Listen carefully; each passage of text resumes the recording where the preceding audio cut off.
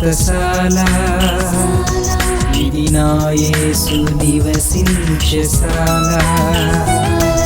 యేసుక్రీస్తు నామములో మీ అందరికీ శుభములు వందనములు తెలియజేస్తున్నాను ప్రియులారా.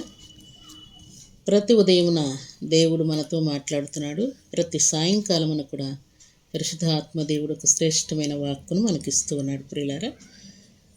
పరిశుద్ధ గ్రంథంలో నుండి సర్వాధికారి ఈ సాయంకాలపు వేళలో దేవుడు మనకిచ్చిన మాట చదువుకుందాం.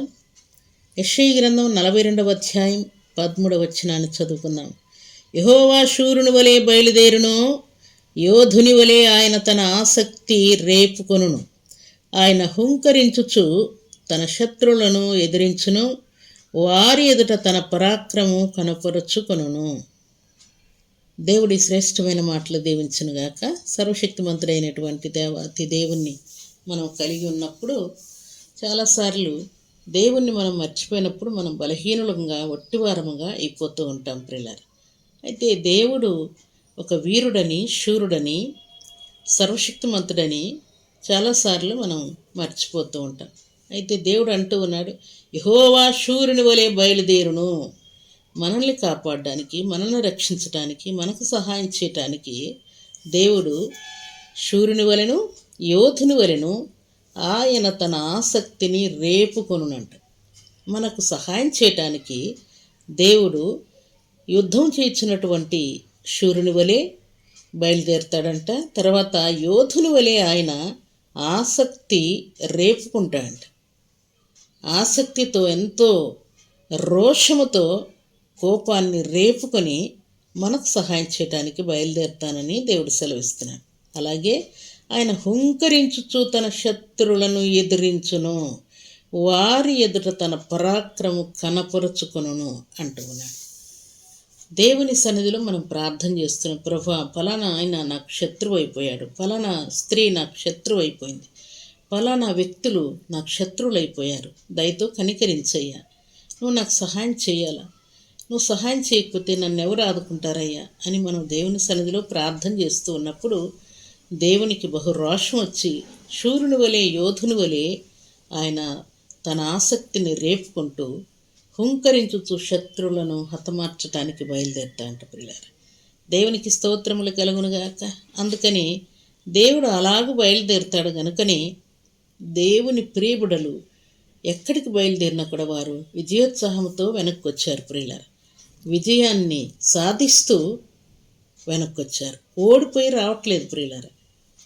విజయోత్సాహంతో వారు వస్తూ ఉన్నారు. అందుకే యెషయా గ్రంథం 40వ అధ్యాయం 10వ వచనం చదువుకుంటే, ఇదిగో తన పాహువే తన పక్షమున ఏలుచుండగా ప్రభువు యెహోవా తానే శక్తి సంపన్నుడై వచ్చును.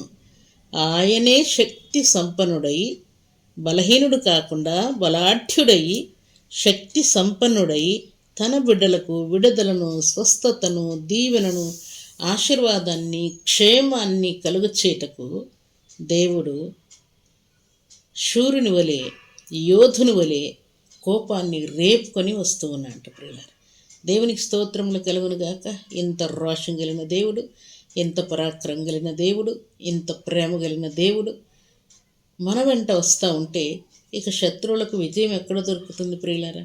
అలనాడు ఇశ్రాయేలులు ఐగుప్తు దేశంలో నుండి బయలుదేరి ప్రయాణం చేస్తున్నప్పుడు ఎర్ర సముద్రం అడ్డముగా వచ్చింది. వెనక నుండి శత్రు సైన్యం వస్తూ ఉంటే దేవుడు శూరుని వలె, యోధుని వలె బయలుదేరి కోపాన్ని రేపుకొని ఎర్ర సముద్రం పాయలుగా చీల్చి తన ప్రియబిడ్డలను దాటించి శత్రువులందరినీ కూడా ఎర్ర సముద్రంలో ముంచివేసినట్టు వ్రాయబడింది ప్రియులారా. మన దేవుని యొక్క ప్రయాణం, మన దేవుని యొక్క ప్రయత్నం, మన దేవుని యొక్క రోషం ఇలాగుంటుంది ప్రియులారా. దేవునికి స్తోత్రములు కలుగునుగాక. ఈ రాత్రికాలపు వేళలో ఇలాంటి శోధనలు, ఇలాంటి అపవాది యొక్క తొందరలు లేక రోగములు ఏవి మనకు అడ్డొచ్చినా సరే దేవుడు శత్రువులందరినీ కూడా ఎదిరించి తన ప్రియబిడలమైన మనకు ఆయన పరాక్రమను చూపించి మహిమను కనపరుస్తూ ఉన్నాడు ప్రియులారా. దేవునికి స్తోత్రములు కలుగునుగాక. ఈ రాత్రికాలపు వేళలో మీకున్నటువంటి వ్యాధి అయినా, బాధ అయినా, బలహీనత అయినా, కరువైన, కష్టమైన, శోధనైనా అన్నింటినీ దేవుడు తప్పించి, విడిపించి ఆయన కృపను మెండుగా నిండుగా మనందరికీ అనుగ్రహిస్తానని దేవుడు మాట్లాడుతున్నాడు.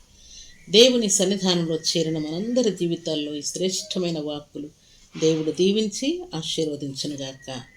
ఆమేన్. ప్రార్థన చేసుకుందాం. భూమి ఆకాశములను కలుగ చేసిన మా తండ్రి, మీకు కృతజ్ఞతలు చెల్లిస్తూ ఉన్నానయ్యా. మీ మాట సత్యము తండ్రి, నిత్యము దేవ, శాశ్వతమైనది తండ్రి.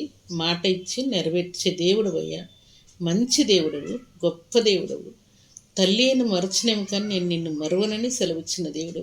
భూమి ఆకాశం గతించును కానీ నా మాటలు గతించవని సెలవిచ్చిన దేవుడు.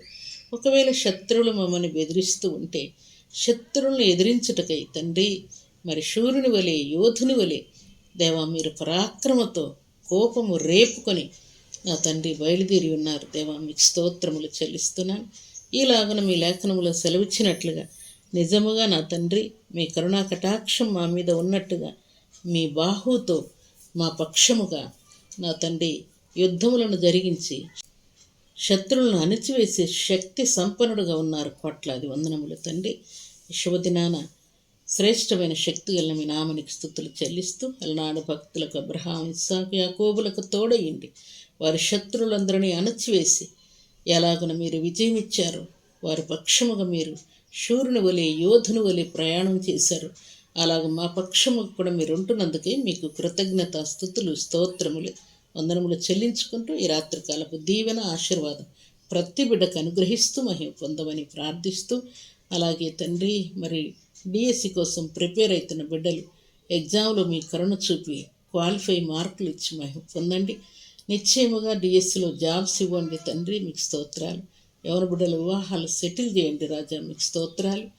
సంపూర్ణ ఆరోగ్యాలు బిడ్డలకు ఇవ్వండి. ఎయిడ్స్ వ్యాధి, క్యాన్సర్ వ్యాధి, షుగర్ వ్యాధి, థైరాయిడ్ వ్యాధి, చికెన్ గున్య వ్యాధి, ప్రతి విధమైన వ్యాధులన్నింటినీ గద్దిస్తూ ఉన్నాను. ఇప్పుడే ఈ క్షణం మీ బిడ్డలకు విడుదల దయచేయమని మీ సన్నిధిలో వేడుకుంటూ ఉన్నాను.